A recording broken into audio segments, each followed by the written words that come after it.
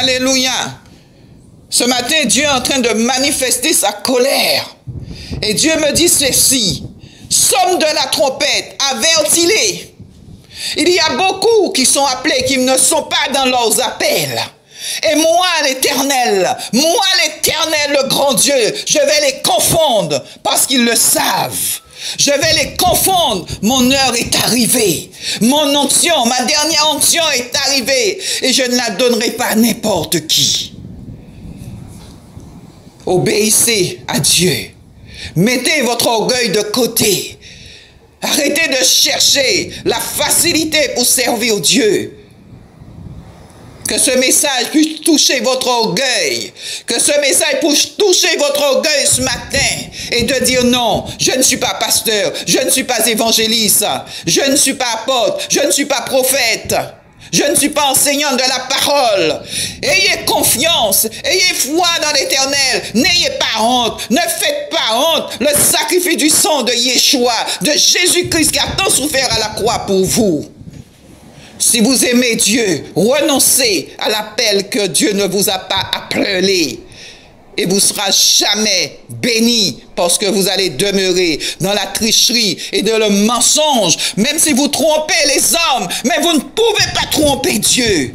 Revenez à votre appel et soyez sincères et honnêtes et de dire « Je me suis trompé » ou « On m'a trompé ». Que Dieu vous bénisse et que vous ayez le courage, l'honnêteté, la franchise, suffisamment d'amour pour le Seigneur, le sacrifice du sang de Jésus-Christ et la crainte de Dieu pour dire « Je ne le suis pas ». Je vous aurai prévenu de la part de Dieu. Amen. Chère famille en Christ, suite à cet appel urgent du Seigneur, je joins le message qui suit sur lequel j'étais en train de travailler et qui est une vision sur le même sujet que le Seigneur avait déjà donné à notre sœur Lynn en 2006. À chacun sa place, à chacun son appel. Vision du Seigneur donnée à sa prophétesse Lynn Antoine. Année 2006. Il y a une quinzaine d'années, le Seigneur m'a donné la vision d'une paire de chaussures qui flottait dans le ciel. Je fus très étonné de constater que la chaussure droite était à la place de la chaussure gauche et que celle de gauche était à la place de celle de droite. Cela m'intriguait beaucoup. Je ne comprenais pas ce que cela pouvait signifier. Alors, le Seigneur m'a expliqué la vision. Il m'a dit que beaucoup d'évangélistes ont pris la place des pasteurs, des apôtres, etc. Que beaucoup font des choses qui ne font pas partie de leur appel. Aux yeux du Seigneur, cela est une abomination, car ils sont dans la désobéissance.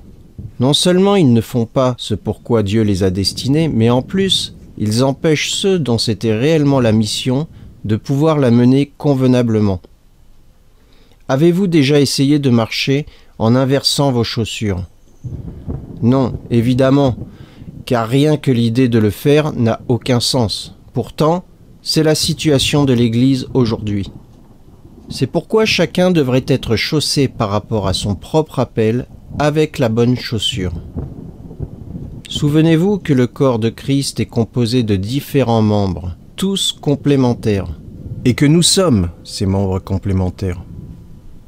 Dans un corps, la tête, bien que située tout en haut, et semblant représenter par sa position la place la plus prestigieuse, ne peut pourtant rien faire sans les pieds, qui, eux, semblent avoir une position moindre. Les pieds eux-mêmes n'ont aucun équilibre s'il n'y avait pas les orteils pour le leur donner. Ce qui signifie donc que même le plus petit des membres, paraissant en apparence le moins honorable, a une très grande importance, et que s'il venait à manquer ou à faire des choses pour lesquelles il n'a pas été prévu, le corps tout entier s'en retrouverait affecté. C'est pourquoi jamais on ne verra la main faire le travail de l'oreille, ni l'œil faire celui de la langue, car ceci serait contre nature, une perversion, une abomination, comme le dit le Seigneur dans le cas présent. À cause de cela, son Église s'en trouve désorganisée, son corps fragilisé, et l'Esprit Saint est triste, car il ne peut agir dans ces conditions. Paul dit dans 1 Corinthiens chapitre 12, versets 4 à 11, « Il y a diversité de dons, mais le même Esprit. Diversité de ministères, mais le même Seigneur. Diversité d'opérations, mais le même Dieu, qui opère tout en tous.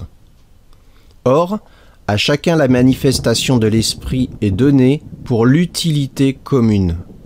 En effet, à l'un est donné par l'Esprit une parole de sagesse, à un autre une parole de connaissance selon le même Esprit, à un autre la foi par le même Esprit, à un autre le don des guérisons par le même Esprit, à un autre le don d'opérer des miracles, à un autre la prophétie, à un autre le discernement des esprits, à un autre la diversité des langues, à un autre l'interprétation des langues.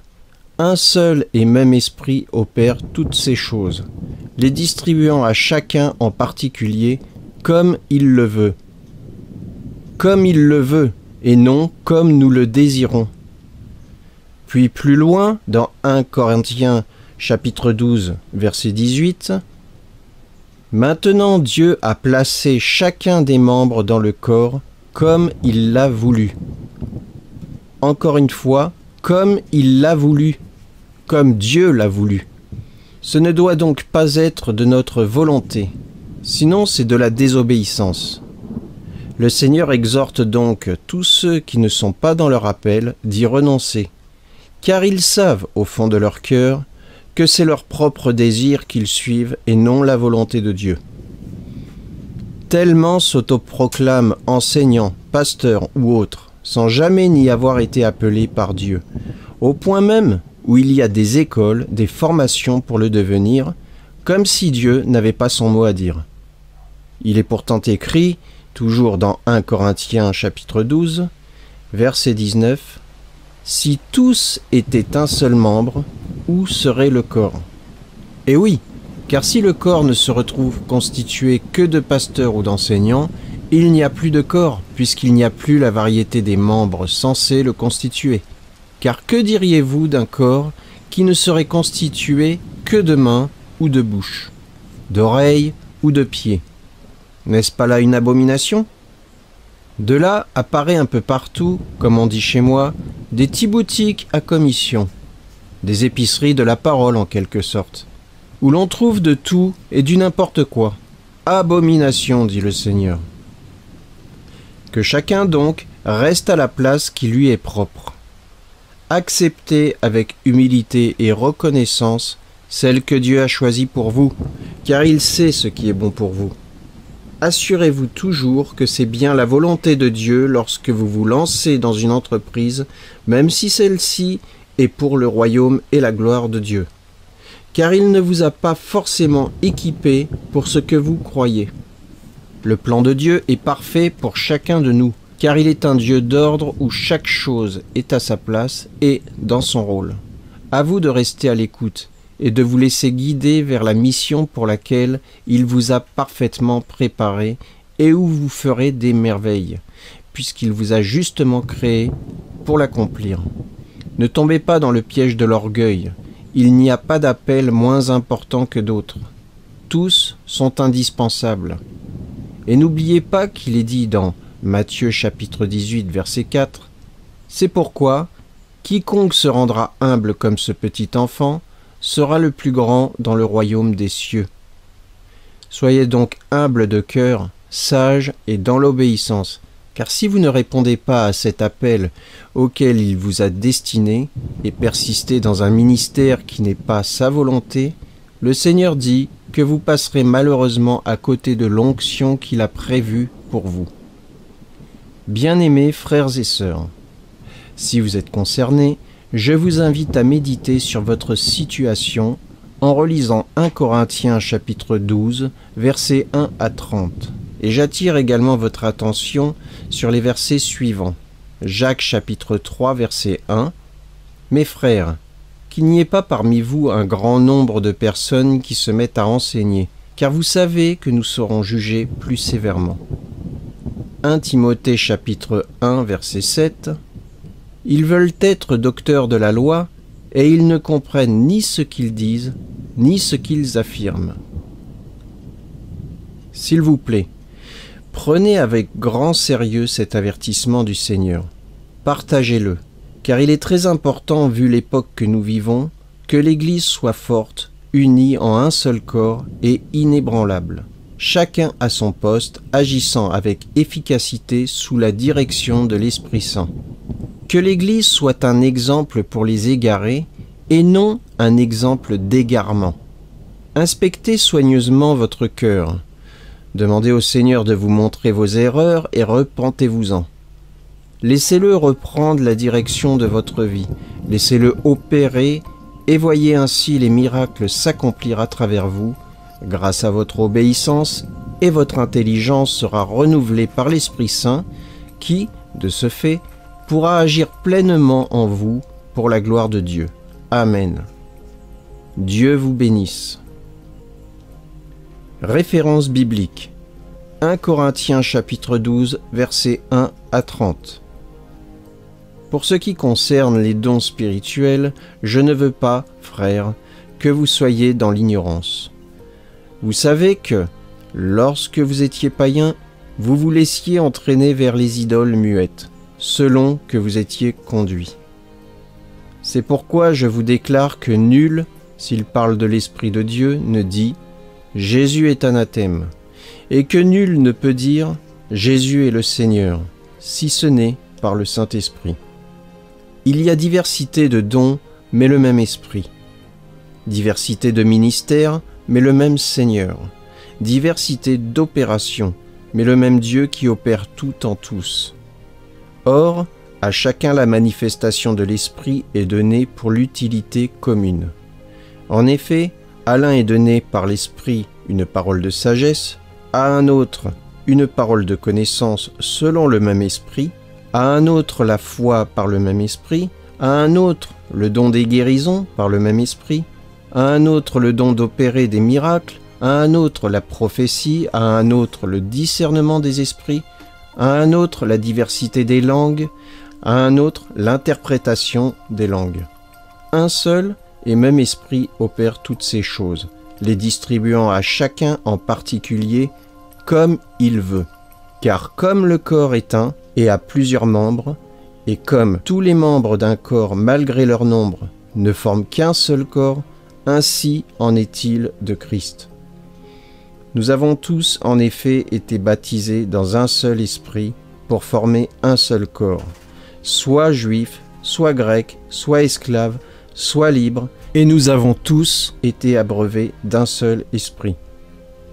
Ainsi le corps n'est pas un seul membre, mais il est formé de plusieurs membres. Si le pied disait « Parce que je ne suis pas une main, je ne suis pas du corps », ne serait-il pas du corps pour cela? Et si l'oreille disait « Parce que je ne suis pas un œil, je ne suis pas du corps », ne serait-elle pas du corps pour cela? Si tout le corps était œil, où serait l'ouïe? S'il était tout ouïe, où serait l'odorat? Maintenant Dieu a placé chacun des membres dans le corps comme il a voulu. Si tous étaient un seul membre, où serait le corps? Maintenant donc, il y a plusieurs membres et un seul corps. L'œil ne peut pas dire à la main « Je n'ai pas besoin de toi », ni la tête dire aux pieds « Je n'ai pas besoin de vous ». Mais bien plutôt, les membres du corps qui paraissent être plus faibles sont nécessaires. Et ceux que nous estimons être les moins honorables du corps, nous les entourons d'un plus grand honneur. Ainsi nos membres les moins honnêtes reçoivent le plus d'honneur, tandis que ceux qui sont honnêtes n'en ont pas besoin. Dieu a disposé le corps de manière à donner plus d'honneur à ceux qui en manquaient, afin qu'il n'y ait pas de division dans le corps, mais que les membres aient également soin les uns des autres. Et si un membre souffre, tous les membres souffrent avec lui. Si un membre est honoré, tous les membres se réjouissent avec lui. Vous êtes le corps de Christ, et vous êtes ses membres, chacun pour sa part. Et Dieu a établi dans l'Église premièrement des apôtres, secondement des prophètes, troisièmement des docteurs. Ensuite, ceux qui ont le don des miracles, puis ceux qui ont les dons de guérir, de secourir, de gouverner, de parler diverses langues. Tous sont-ils apôtres? Tous sont-ils prophètes? Tous sont-ils docteurs? Tous ont-ils le don des miracles? Tous ont-ils le don des guérisons? Tous parlent-ils en langue? Tous interprètent-ils? S'il vous plaît, je vous demande de partager ce message pour éviter les hommes et les femmes de Dieu aller en enfer à cause de leur désobéissance. Pour l'instant, tous ces hommes, toutes ces femmes sont dans la permission permissive de Dieu. Amen. Soyez bénis.